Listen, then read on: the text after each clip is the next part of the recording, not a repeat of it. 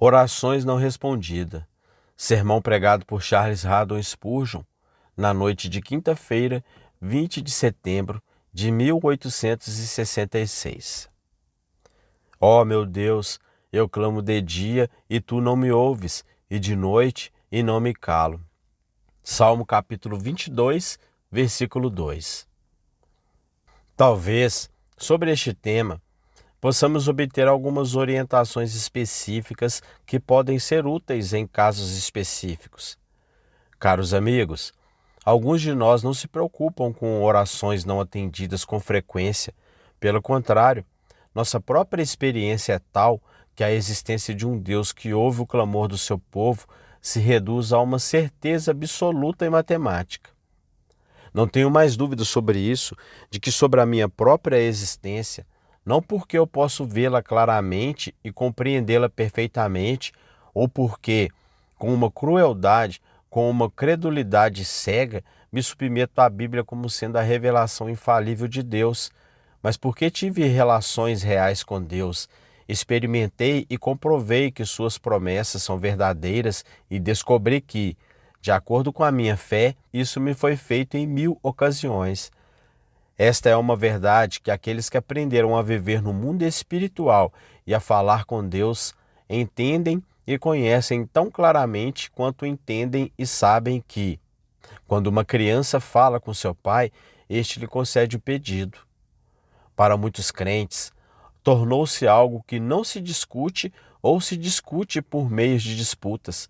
Eles sabem que têm comunhão com o Pai e com seu Filho, Jesus Cristo, e que suas orações são atendidas. Mas, ocasionalmente, para todos os crentes, suponho, haverá momentos desconcertantes em que mal saberão como responder às suas dúvidas, porque algumas de suas orações não foram atendidas. Pode acontecer que a causa de oração não atendida muitas vezes reside em algo relacionado ao pecado. Você não acha que orações não atendidas são frequentemente um castigo paterno por nossas ofensas? O Salvador, naquele maravilhoso capítulo em que ele nos declara seu amor, diz: se guardardes os meus mandamentos, permanecereis no meu amor. E então ele observa, como um favor especial, que se um homem permanecer em seu amor e guardar os seus mandamentos, ele pedirá o que quiser e lhe será feito. Ora, parece-me razoável que, se eu não fizer o que Deus quer, Deus se recusa a fazer o que eu quero.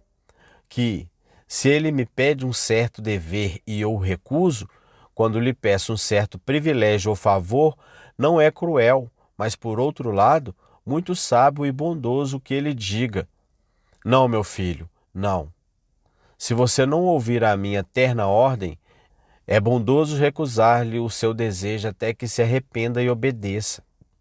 Talvez seja assim também que algumas negligências em relação a ordenanças são impostas ao povo de Deus.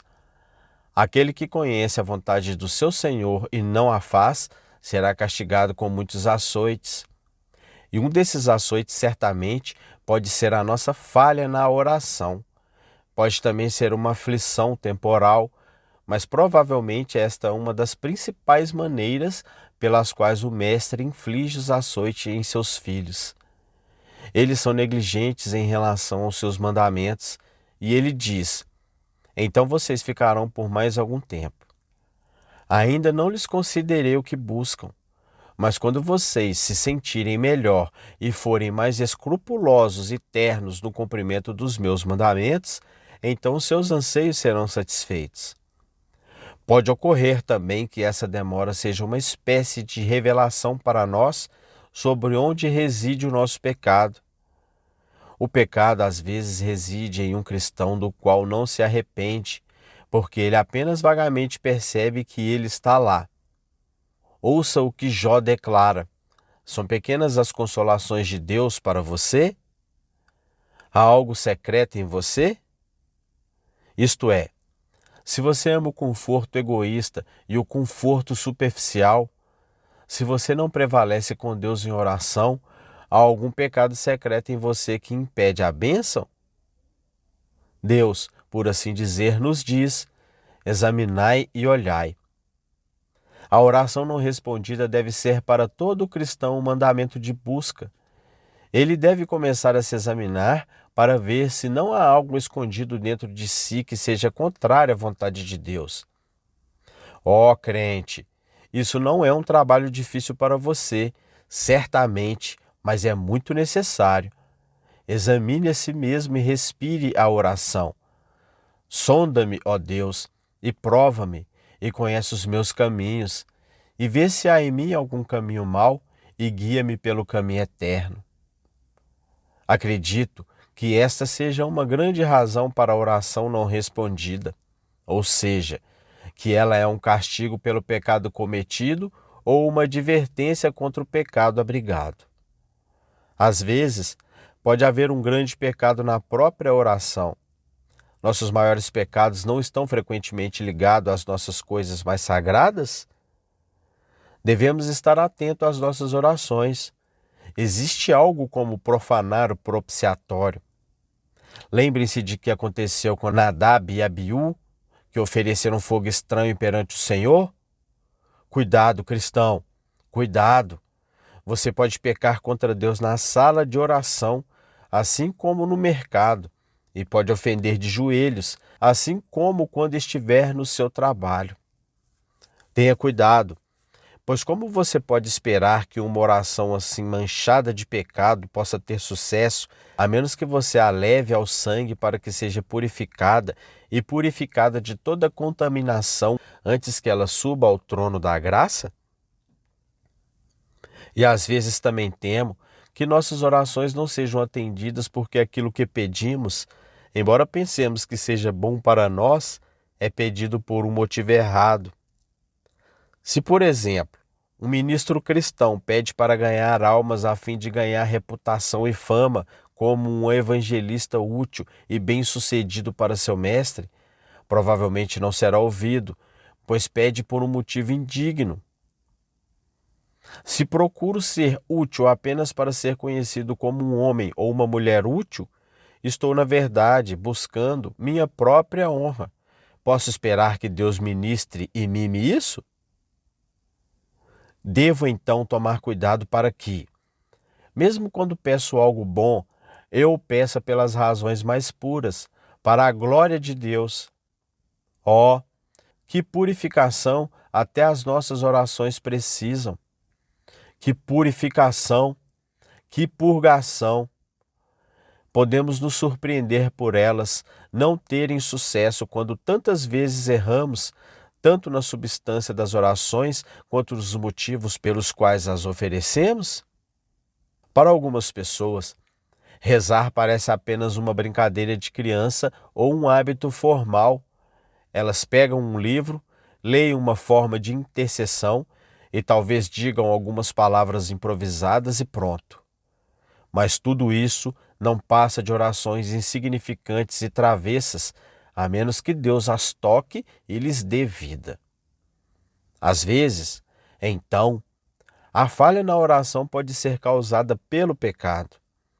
Nesse caso, um exame de consciência, um arrependimento profundo e, especialmente, uma rápida ida à cruz para renovar a comunhão com o sangue purificador e ser trazido novamente ao contato com os santos sofrimentos do bendito substituto nos farão apressar.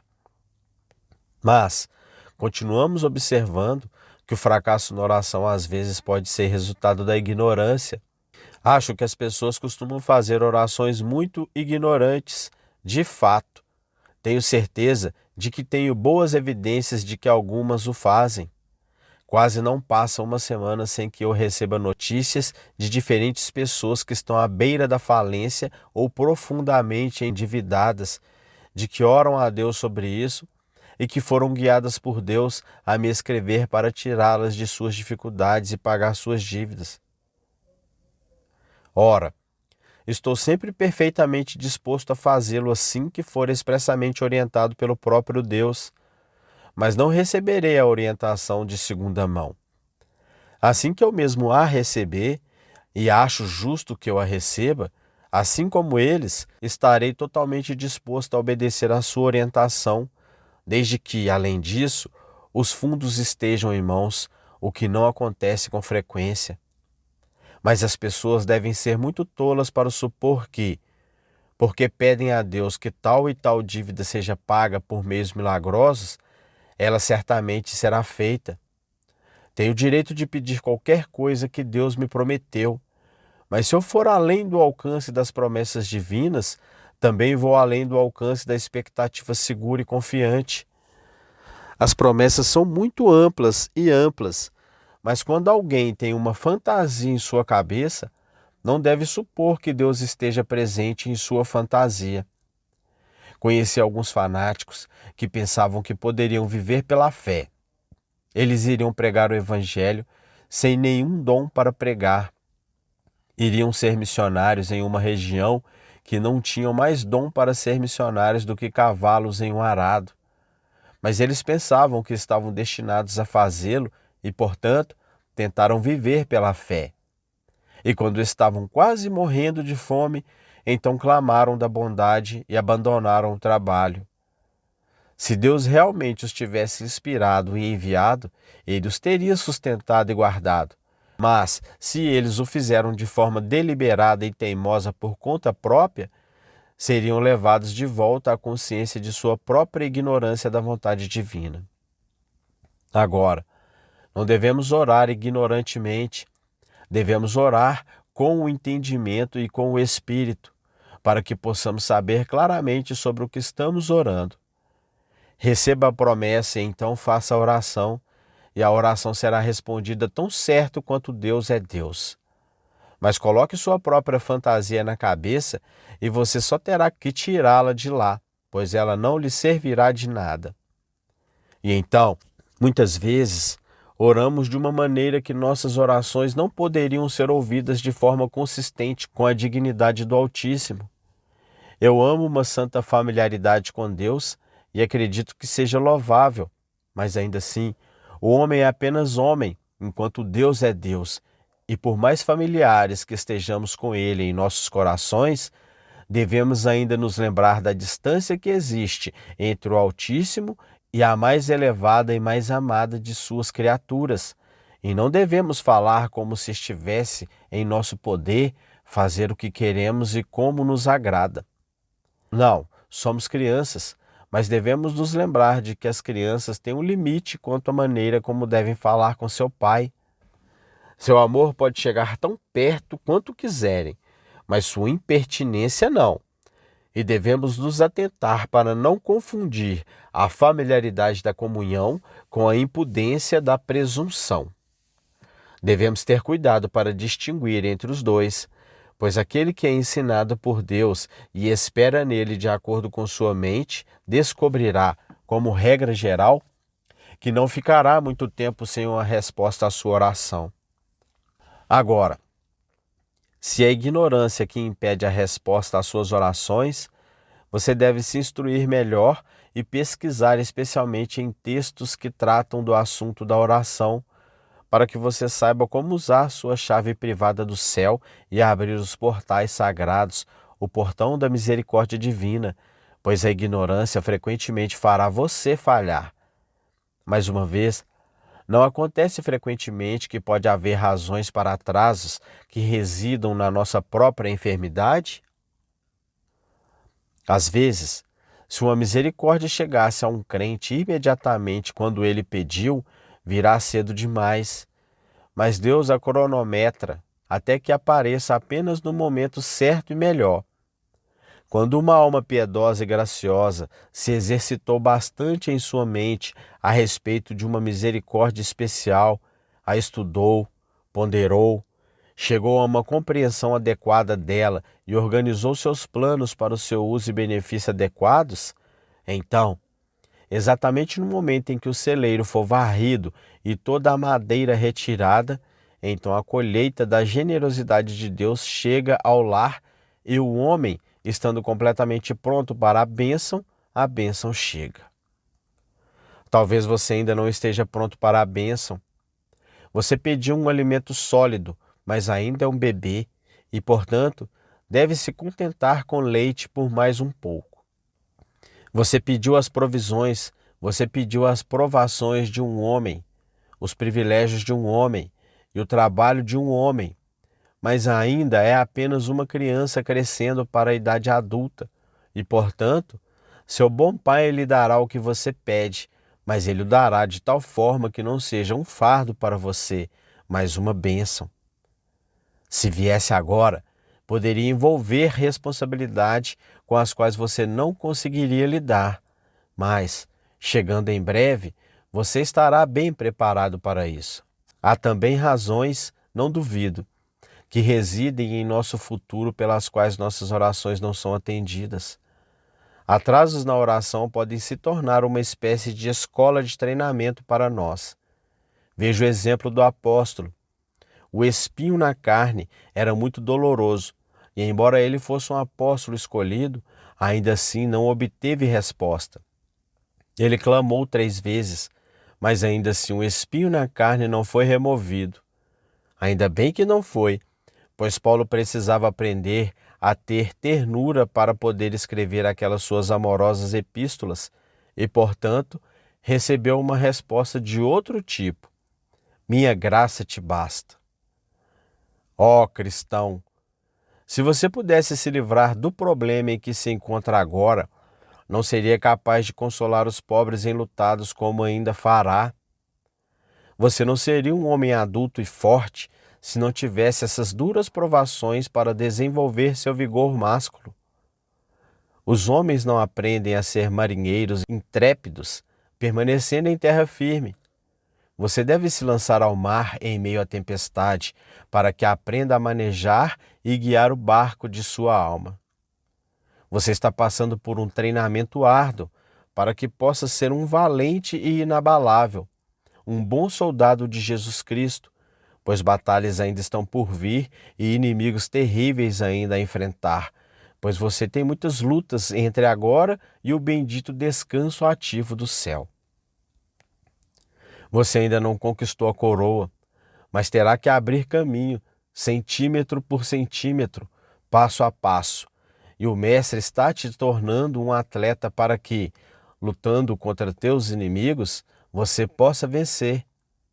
Ele está fortalecendo seus músculos e tendões e força com o árduo exercício da oração sem resposta, para que você possa ser muito útil no futuro.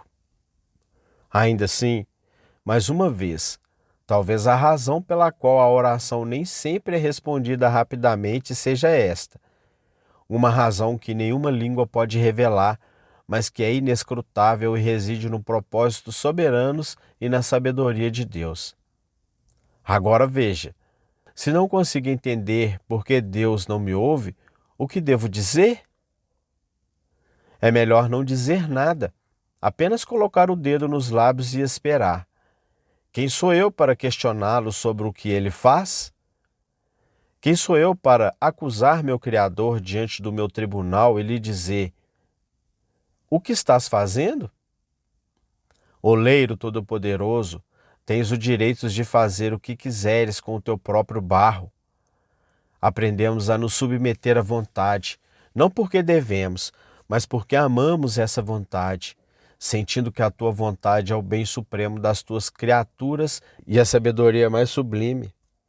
Porque deveríamos ser tão ansiosos para conhecer a profundidade do mar que não pode ser sondada pela nossa linha?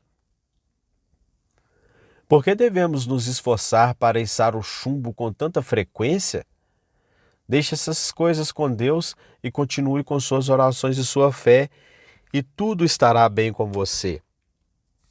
E agora concluo este ponto dizendo que se o cristão, depois de analisar o assunto, não consegue encontrar uma razão pela qual não deveria ser respondido, que ele ainda espere que seja, e ainda espere em Deus, lembrando, no entanto, que ele nunca poderá ser respondido à sua maneira, mas que será respondido à maneira de Deus. Gosto daquele verso do velho Erskine, pois embora áspero e pitoresco é verdadeiro. Seu ouvido quando sou atendido cedo ou tarde? Sim, sou ouvido quando não recebo resposta. Sim, sou gentilmente atendido quando recusado e bem tratado quando raramente usado. No céu, cada crente perceberá quão grande foi essa verdade e por isso aqui a deixo. E agora, para concluir, pensei em dizer algumas palavras sobre um caso muito especial que pode ocorrer e que pode ser representado aqui esta noite. Não tenho dúvidas de que isso acontece em mais de uma ocasião. Já foi o meu caso. Não é o caso de um cristão pedindo uma bênção para si mesmo, mas sim o caso de um pecador consciente do perigo que corre como pecador, pedindo misericórdia.